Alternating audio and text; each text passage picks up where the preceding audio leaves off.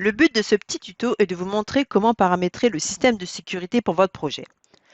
Lors de la création de votre projet, un assistant vous permet de le faire, mais vous pouvez le faire ensuite en allant ici dans l'onglet Global, puis clic droit sur Sécurité, Paramètres. Cette page nous indique comment le système de sécurité est actuellement configuré. Donc là, on voit bien qu'il n'est pas activé, qu'on a bien les utilisateurs guest et groupe guest, donc ce sont les utilisateurs et groupes par défaut, qu'on est en mode local. Si la prochaine fois vous ne souhaitez pas que l'assistant se déclenche, vous cochez cette case, sinon décochez-la. On fait suivant. Donc ici, on coche cette case si on veut activer ou pas le système de sécurité. Vous pouvez créer le mot de passe principal du système en cliquant ici.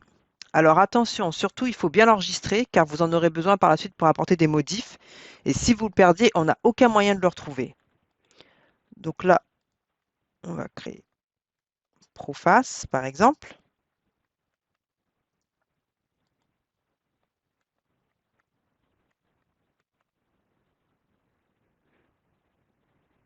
On fait OK. On fait suivant. Donc ici, on a différents modes de sécurité. Donc le mode local seulement, c'est le mode standard pour la plupart des projets. Les utilisateurs et les groupes s'appliquent uniquement aux projets pour lesquels ils sont créés. On a ensuite ici le mode distribué serveur, qui est pareil que le local seulement, sauf que la configuration du système de sécurité du projet est également disponible pour d'autres projets, qui sont eux définis sur distribué client et qui sont sur le même réseau. De plus, si le projet perd sa configuration de système de sécurité, pour une raison quelconque, il peut réimporter la configuration de l'un de ses projets clients. Le mode distribué client ici, lorsque ce mode est sélectionné, le projet obtient l'intégralité de sa configuration de système de sécurité à partir d'un autre projet, qui lui est défini sur distribué serveur, sur le même réseau. Le projet met en cache cette configuration et peut continuer à s'exécuter même s'il perd la communication avec le projet serveur. Le mode domaine LDAP ici est une norme reconnue pour la gestion des utilisateurs et des groupes dans de nombreuses applications différentes sur un réseau. Lorsque ce mode est sélectionné, le projet obtient ses utilisateurs et groupes à partir d'un serveur de domaine qui est compatible LDAP, comme Microsoft Active Directory pour Windows ou Open LDAP pour Linux. Par contre, seuls les noms d'utilisateurs et les mots de passe et les appartenances au groupe sont extraits du domaine. Il y a des droits spécifiques pour chaque groupe qui doivent être encore configurés au sein du projet. Si vous sélectionnez l'un des deux derniers ici, étant donné qu'ils sont dépendants d'un serveur, ici, il faudra cliquer sur ce bouton pour paramétrer le serveur. Donc là, on va se remettre en local seulement. On fait suivant. Ici, en cliquant sur ce bouton, on peut créer et configurer les groupes en faisant ici, mais ça, on fera par la suite. On fait suivant. Là, on peut faire la même chose, mais pour les utilisateurs, qu'on fera par la suite. On fait suivant. Et ici, on a bien le récapitulatif de ce qu'on a configuré. Donc, on a bien le système de sécurité activé. On a toujours l'utilisateur guest et le groupe guest. Et on est bien en mode local. Et là, on fait terminer. Donc là, je vais retourner dans le système de sécurité. Clic droit, paramètres. J'entre le mot de passe, Proface.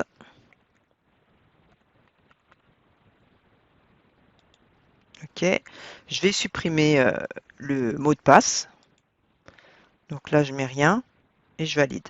Du coup, on ne me demandera plus de mot de passe. Et là, si vous voulez exécuter à nouveau l'assistant de sécurité, l'assistant de configuration, vous cliquez ici. Donc là, je ferme. Si je tente à nouveau, là, il ne me demande plus de mot de passe. OK. Donc maintenant, on va passer à la création des groupes utilisateurs. Donc, je sélectionne groupe, propriété de groupe.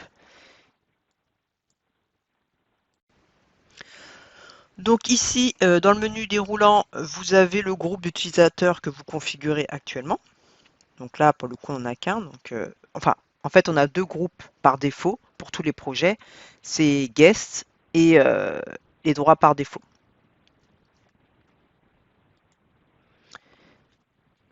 Si le mode de sécurité, vous l'avez défini sur domaine, les groupes intégrés dans Microsoft Active Directory n'apparaîtront pas dans cette liste de groupes et ne pourront pas être ajoutés au projet en fait.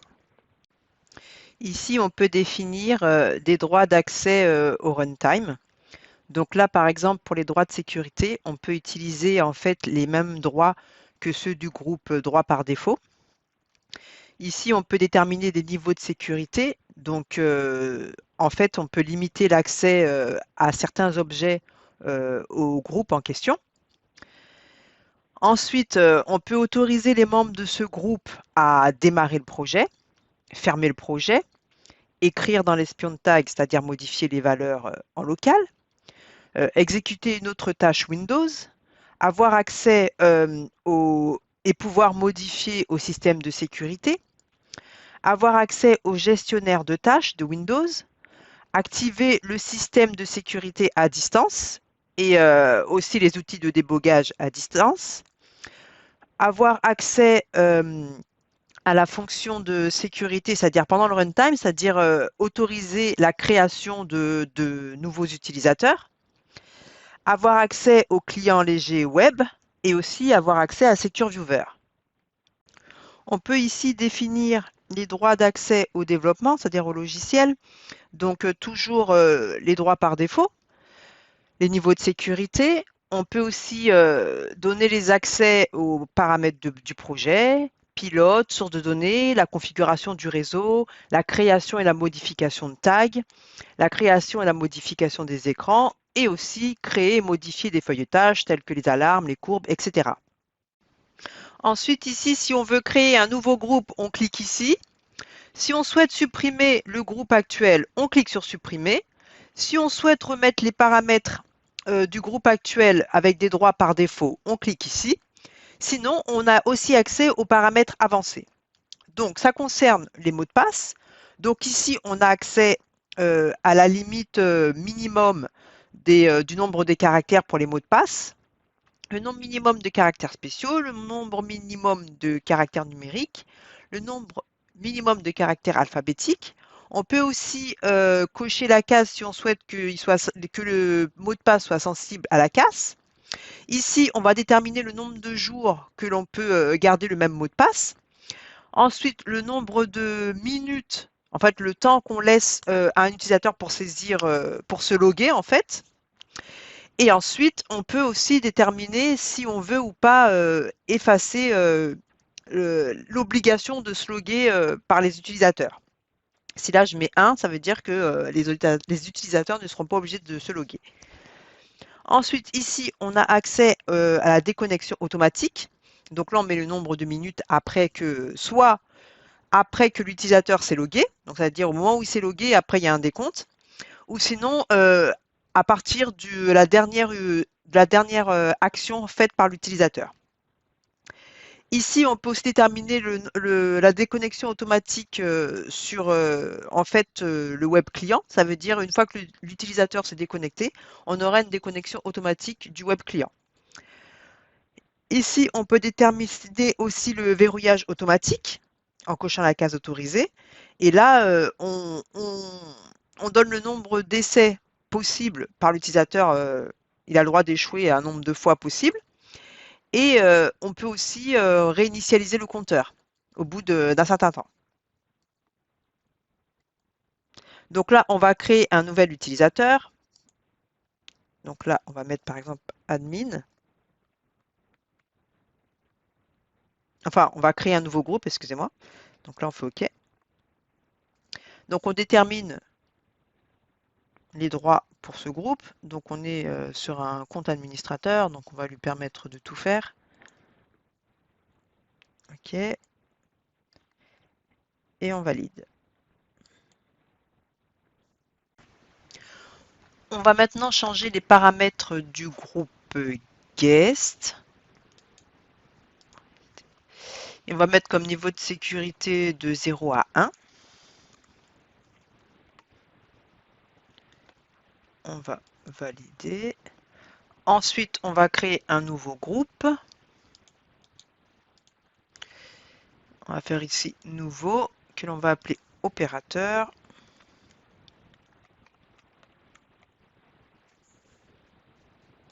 On valide. On va lui mettre comme niveau de sécurité 0 à 20.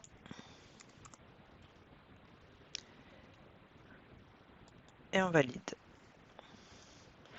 Ensuite, on va ajouter des utilisateurs. Hop.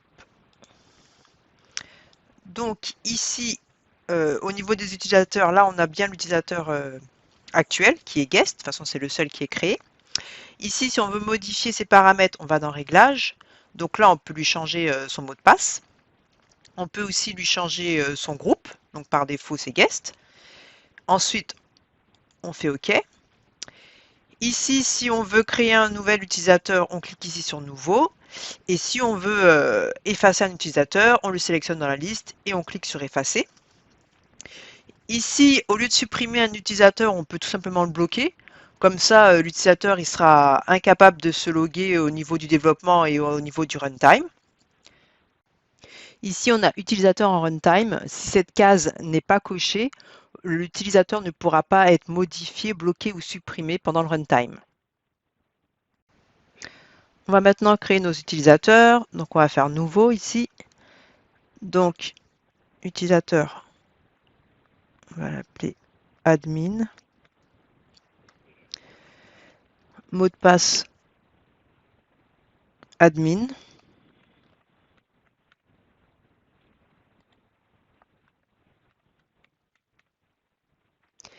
On va le mettre dans le groupe administrateur. Et on va valider. On fait OK.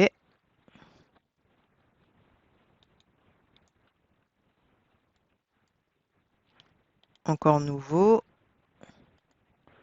On va créer Toto. Mot de passe Toto. On va le mettre dans le groupe opérateur et on valide.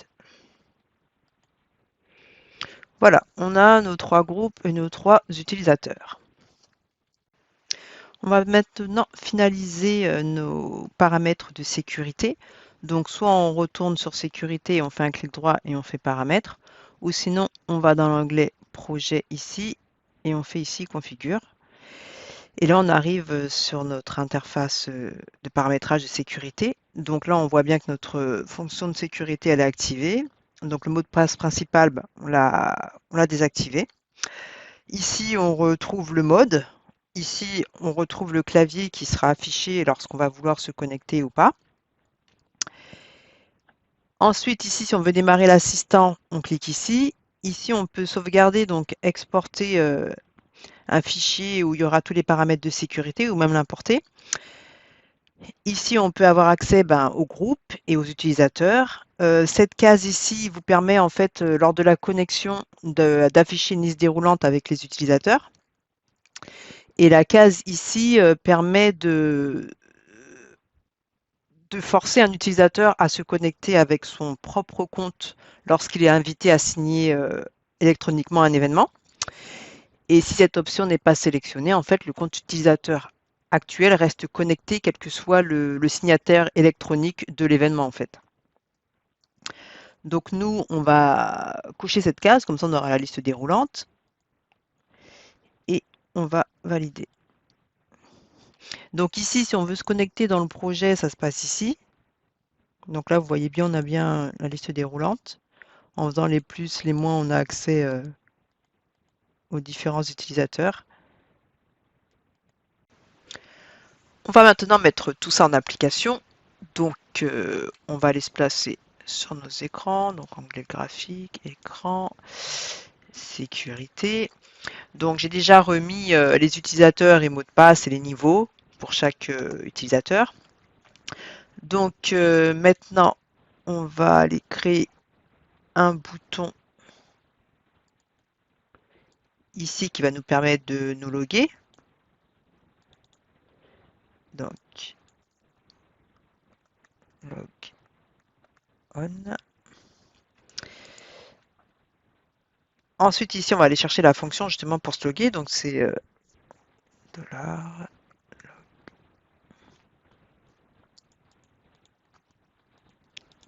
logon. Hop.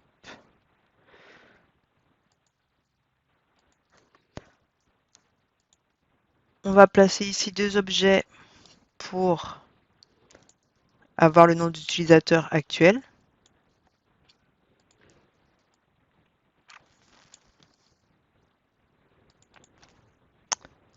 Ici, on va mettre la variable, c'est des variables système, hein. Donc, la variable username.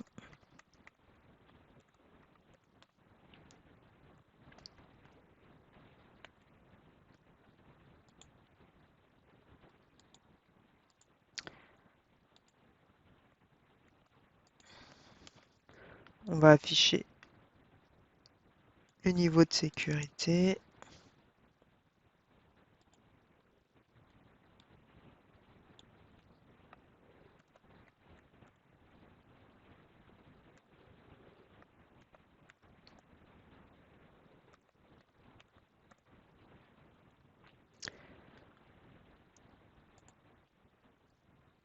OK. On va mettre un bouton qui va exiger un niveau de sécurité pour être actionné.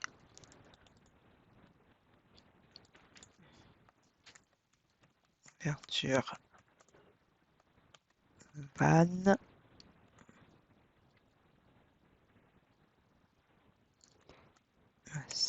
Niveau de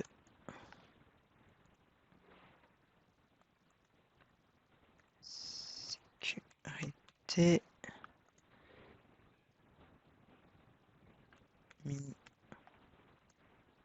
2.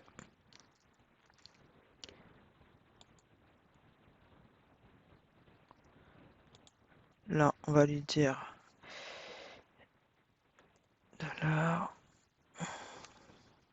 $valve égale 1.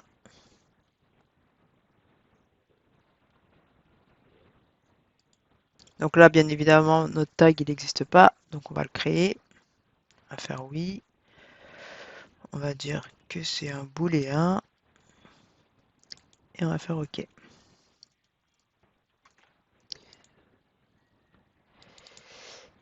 J'ai oublié de mettre le niveau de sécurité. Donc là, on va dans config ici. Donc ici, on va mettre au niveau de sécurité, on va mettre 2. Et si on voulait que la signature, ici, il faudrait cocher la case e-sign. Donc, on fait OK. On va maintenant aller chercher notre valve. Donc, on va dans symbole. Hop, dans valve. On va prendre celle-ci. Ensuite, hop.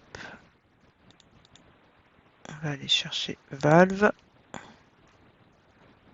On fait OK. Et maintenant,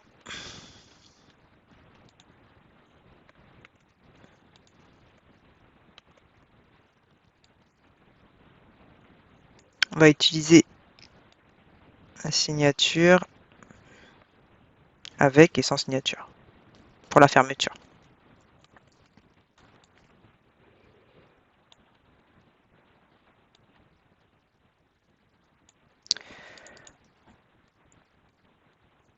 Ok, donc là on va mettre fermeture, donc ça va être valve égale 0. Hop.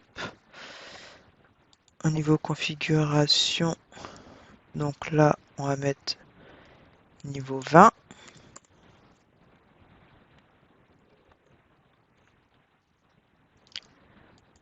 Ok.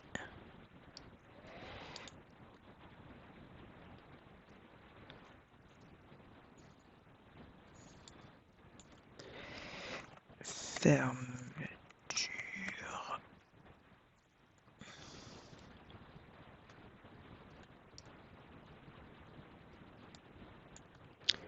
Mettre 20.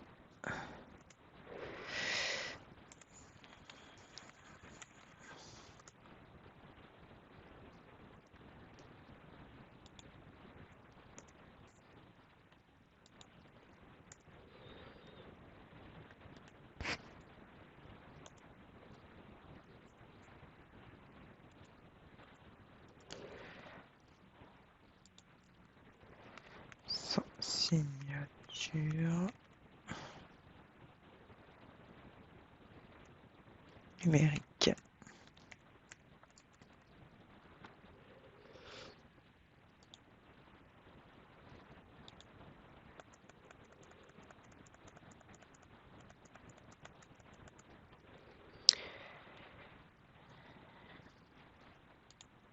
C'est pas très centré, hein.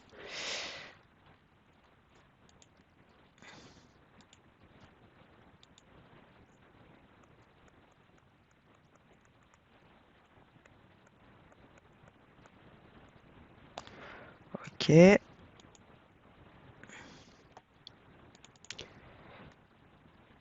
J'ai... Tac.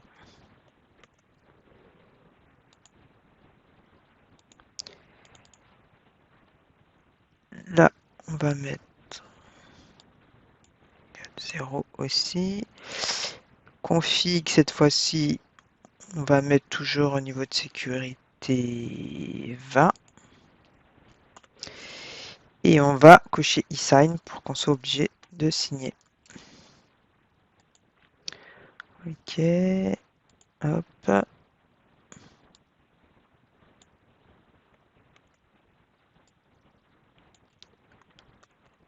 Avec signature. Et voilà, maintenant il ne reste plus qu'à tester. Donc on va enregistrer tout ça.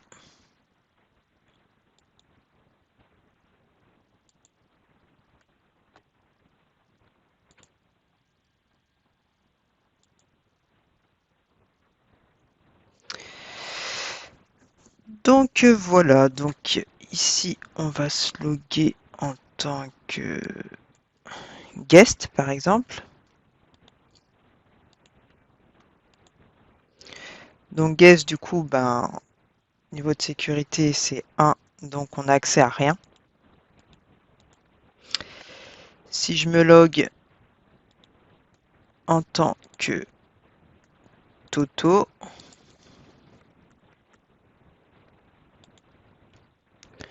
donc là j'ai accès à tout.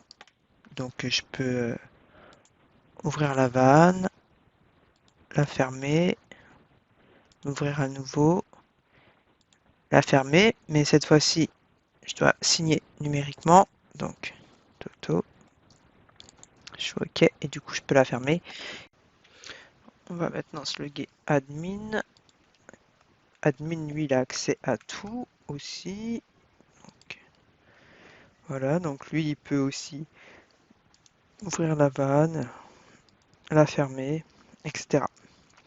Donc voilà, après, si vous voulez aller plus loin, il y aura un autre exemple dans le dossier avec la plupart des fonctions à utiliser pendant le runtime ou pas, et aussi le niveau de sécurité, etc. Et voilà. Donc ce sera tout, et à vous de jouer maintenant.